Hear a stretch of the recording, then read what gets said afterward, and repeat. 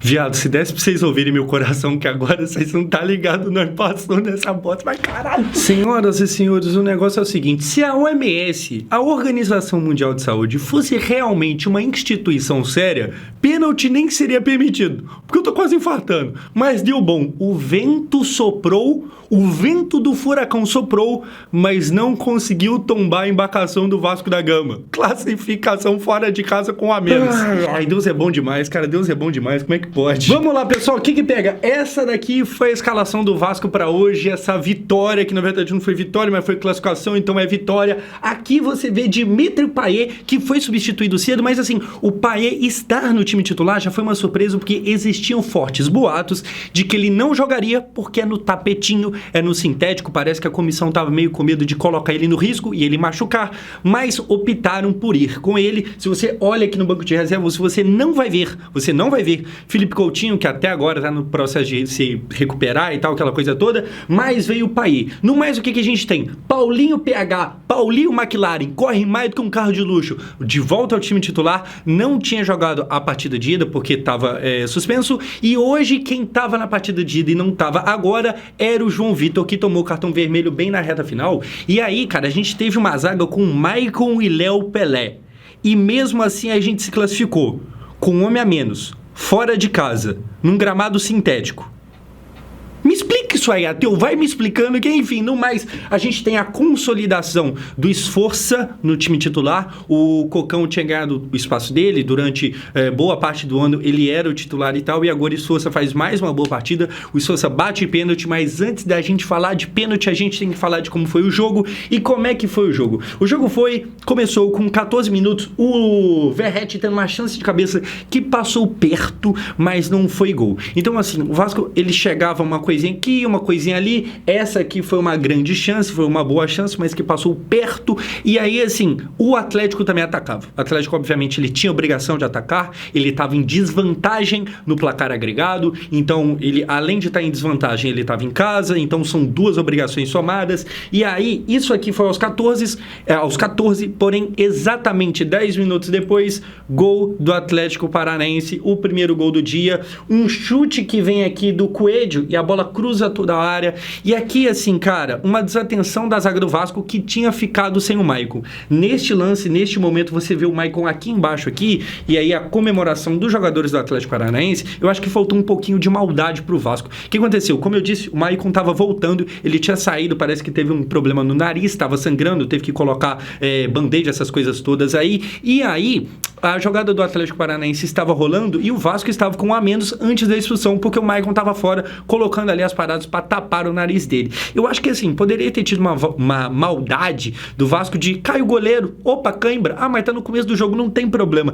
Principalmente por se tratar de mata-mata, às vezes falta um pouco daquela maldade do futebol sul-americano. O Vasco não teve, a zaga estava completamente confusa no momento. É bem verdade que, mesmo quando tava Maicon e Léo Pelé, a gente tava tendo problema, imagina se não tiver um dos dois. Então assim, o Maicon voltou no meio da jogada, totalmente fora de posição, viraram a bola, acharam do outro lado o Coelho, que acerta um baita chute, primeiro gol dos caras, e assim, o Vasco tendo um apagão. A verdade é essa, começou meio perdido, apesar de inicialmente estar 11 contra 11, e aí logo depois que a gente vai ter é o segundo gol, o gol do camisa 10, o gol do Zapelli, que a gente vai ver aqui, olha só, a bola é de novo invertida lá nas costas do Piton, passa por ele, vem dentro da área, ninguém marca, e de cabeça faz aqui o Zapelli e sai comemorando. Mais uma falha ali, o Piton tomando uma bola nas costas e o Maicon também, que não consegue subir de cabeça. Enfim, o Vasco teve ali um momento de apagão e assim, nem dá muito pra pesar na do time, porque fora de casa,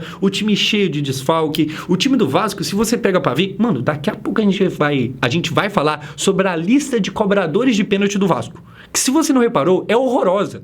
Todo mundo bateu bem, graças a Deus, mas é horrorosa. Então, assim, a verdade é que o time do Vasco já não é bom com todo mundo disponível. Tendo desfalque, então, aí que a coisa fica muito feia. A nossa defesa hoje era muito limitada. Segundo gol dos caras, a gente tomando um completo atropelo, sem nem ver o que estava acontecendo. E aí, o que vai acontecer logo depois? Uma grande chance desperdiçada. O jogador do Atlético Paranaense vai sair ali, ele perde a bola dentro da área, o Ryan rouba, porém, tem uma baita defesa defesa do goleiro, que se eu não me engano chama Mikael, a bola tem um rebote, e aí no rebote o Payet chuta longe pra caramba. Então assim, o Vasco teve uma chance ali de voltar pra partida, e seria um gol achado, tá ligado? Porque a gente não tava merecendo fazer esse gol, só que o defensor falhou, a gente teve ali a chance uma vez, o goleiro pegou, mérito pra ele, na segunda vez o Payet bicou a bola lá na casa do...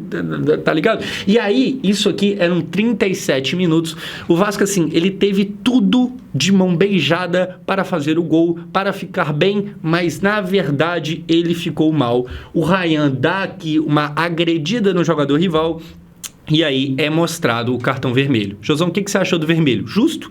Acho que não tem nem o que questionar. Eu acho que nem o mais fanático vascaíno falaria que foi roubado, tá ligado? Na verdade, a gente vai ter muita reclamação da torcida do Atlético Paranaense, porque é verdade que no segundo tempo era necessário mais minutos de acréscimo e não foi dado. Poderia ter dado ali uns 8, 9, foi dado 5. Então, assim, eu acho que a gente não tem muito o que reclamar. Eu vi gente falando que a arbitragem estava pendendo para eles, favorecendo eles, mas é aquilo, né? Torcedor normalmente puxa pro seu lado, enfim, expulsão justa. Me incomoda um pouco o Ryan ser expulso por excesso de, sabe, explosão aqui, porque eu sinto nele muitas das vezes um jogador mais lento, mais devagar, que dificilmente se incendeia com o jogo, tá ligado? E aí, num raro momento que ele se incendeia, ele vai lá e faz o suficiente para agredir e ser expulso. Aqui, cara, ele complicou o Vasco, ele colocou o Vasco num buraco, porque neste momento a gente já perdia de 2-0 e tinha 3-2 no agregado. Então, assim, a gente já tava perdendo o jogo de hoje e tava perdendo o confronto num todo. E fora estar perdendo, a gente não sabia por onde estava passando a bola.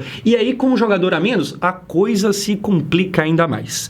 O Vasco ter classificado hoje é heróico. O Vasco ter classificado hoje é assim, é de uma sabedoria sobre sofrer, sobre sangrar e continuar vivo.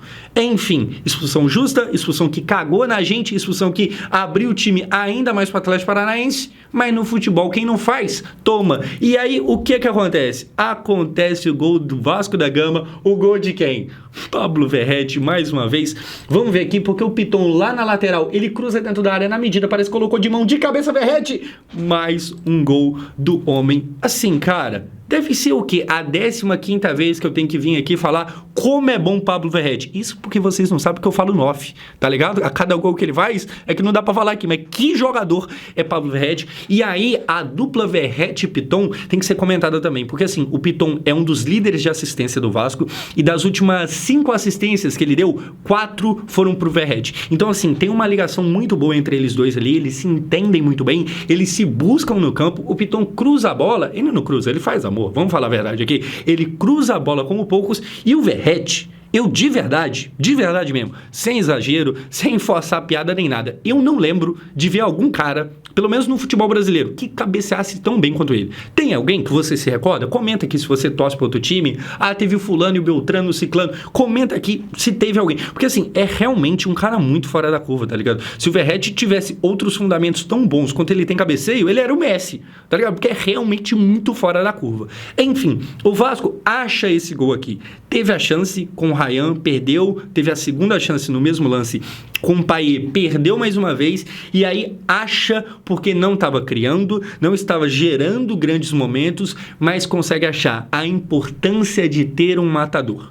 O Vasco teve durante muito tempo a raiva ali por ter perdido o Cano, que era meio que um processo natural, mas isso se cura a cada dia mais. É impressionante, não era nem por estar falando de Cano aqui, é só porque lembrei que é alguém que esteve, tá ligado? Há pouco tempo atrás a gente estava sofrendo com o Ribamar.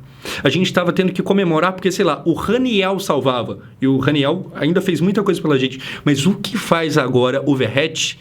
Se tivesse como o Verratti, a gente apertar um botão e fazer ele ter 10 anos a menos para poder jogar mais uma década aqui, nossa, mas eu apertaria esse botão com a minha cabeça, meu amigo. Meu Deus do céu.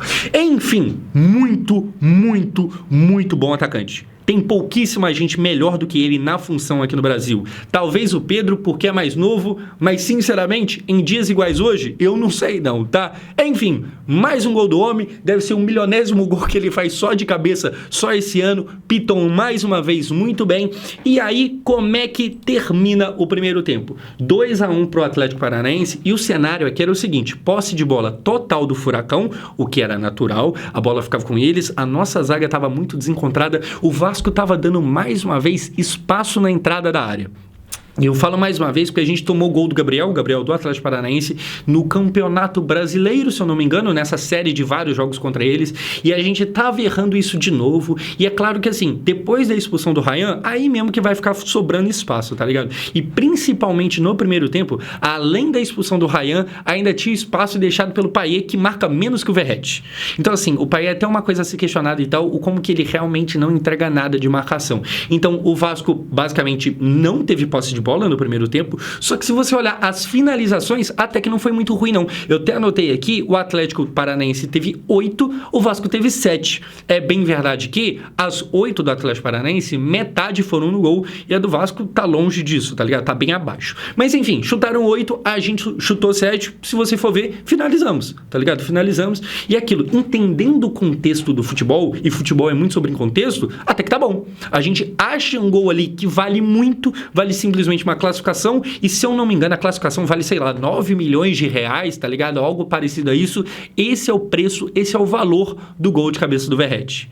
Todo o salário para esse cara é pouco. Enfim, começo do segundo tempo, sai o Emerson, ou melhor, entra o Emerson Rodrigues e sai o Payet. O Payet sai pela idade, por não ter fôlego, não ter essa explosão toda para aguentar um jogo tão pegado. Me incomoda um pouco essa parada do Payet. Não incomoda vocês, não? Essa parada de, em jogo mais pegado, tem que tirar ele. Tipo assim, ainda mais igual no caso de hoje, que teve uma expulsão, e aí ele é o que mais abre buraco, tá ligado? Então, assim, tendo visto tanto que ele ganha, me incomoda um pouco na hora que o bicho pega mesmo, ele acaba não estando lá. É claro que em muitos momentos ele vai achar um passe genial, ele vai fazer um gol de falta contra o América que ajuda a manter a gente na Série A, e tudo isso tem que ser falado, tem que ser agradecido, e tem que ser, sabe, apontado. Mas, assim, pô, no momento mais importante da temporada até aqui, o principal jogador é o primeiro a sair. O jogador mais caro é o primeiro a sair.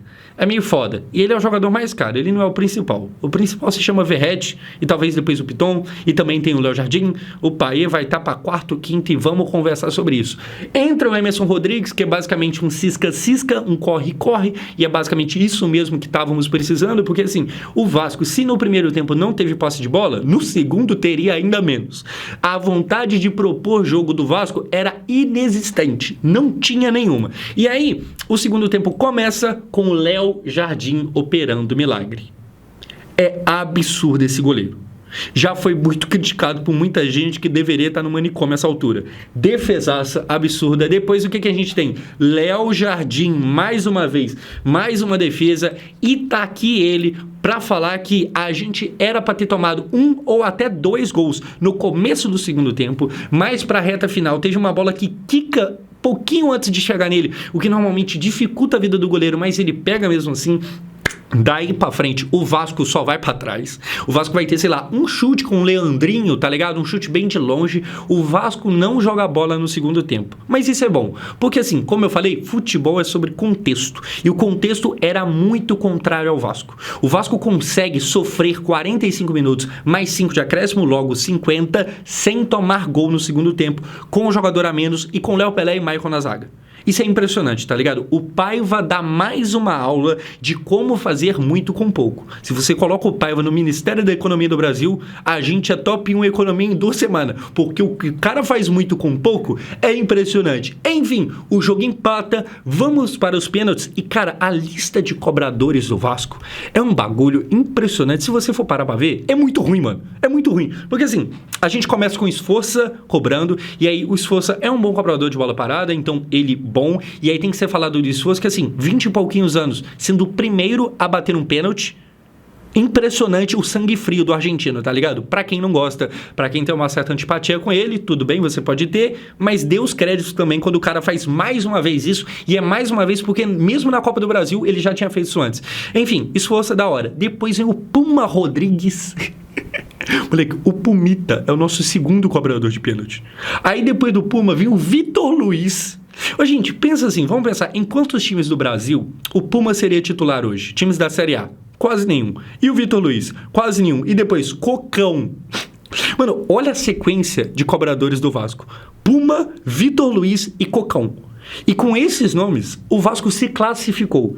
Todos eles, por mais que eu tô zoando aqui, bateram extremamente bem, tá ligado? Ninguém nem chegou perto de perder a cobrança. E aí, este aqui fez a parte dele. Teve uma bola que ele chegou a encostar nela, mas foi gol mesmo assim. E teve outra, Canóbio. O Canóbio, cara, ele é conhecido. Se você parar pra ver, pega o jogo do Vasco Atlético Paranaense ano passado. O Canóbio perdeu um gol feito contra a gente. E mais uma vez, o Canóbio faz uma pra Deus ver. Assim, eu acho que a gente deve uma pro Canóbio. Uma não, algumas. Porque ele perde o gol, e aí se ele perde o pênalti, é porque este aqui ganha, este aqui defende, e aí pra fechar, vem o Verratti. Pra quem fala que o Tite na Copa errou, porque o Neymar é o primeiro pra bater, o Vasco inverte a ordem. O Vasco faz a mesma lógica do Tite com o Neymar lá, o Verratti, que é teoricamente o principal cobrador, que seria o primeiro. Se tivesse um pênalti no tempo regulamentar, o Verratti provavelmente bateria, e ele não é o primeiro, não é o segundo, não é o terceiro, não é o quarto, ele é o quinto cobrador, e eu tava assim, ó. Eu tava assim, porque eu tava jurando que ele ia perder, e é assim, pô, ficar com gostinho de a gente foi eliminado, né, caso fosse eliminado na sequência, porque o Verratti perdeu, ia ser dolorido, porque é o cara que nós gosta, é o cara que nós mais gosta, e aí se ele perdesse, ia ficar doído no coração, mas o Pirata é diferente, o Pirata é tiro certo, foi o pai que falou, é doideira, ele vai lá, faz o gol, o Vasco classifica, o Vasco avança na Copa do Brasil a trancos e barrancos. O trabalho do Rafael Paiva é uma aula de fazer muito com pouco. O Vasco sofre, mas não morre. O vento sopra, mas não derruba a embarcação vascaína. Classificação, e para quem tava esperando, quem ficou até tarde para ver meu vídeo bravo com a eliminação, desculpa, é nós, saltamos junto.